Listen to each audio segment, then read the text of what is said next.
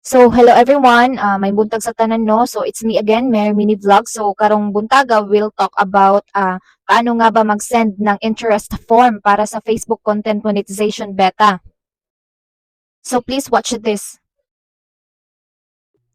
So, punta lang po tayo sa ating Facebook, tap lang po natin and tap lang po natin yung menu na nasa ibaba, yan naka-green, and find the creator support. So, tap lang po natin yung creator support and monetization. So, tap lang po natin monetization, guys. And find na po natin yung program eligibility. So, yung naka-green.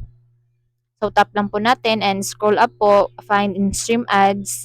So, yung naka-green po, tap lang po natin at ito na ang lalabas, guys. So, scroll up lang po natin and find po natin yung Facebook content monetization. So, yan naka-green, guys. Tap lang po natin yan. At dito na po tayo mapupunta sa get started and scroll up lang po natin at find po natin yung eligibility for Facebook content monetization.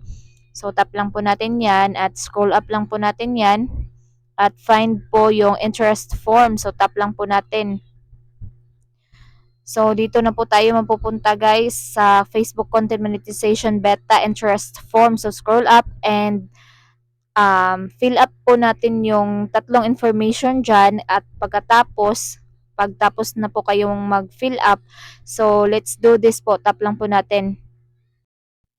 So, ayan guys, tapos na po tayong mag-send ng interest form para sa ating Facebook content monetization beta. So, please follow for more tips.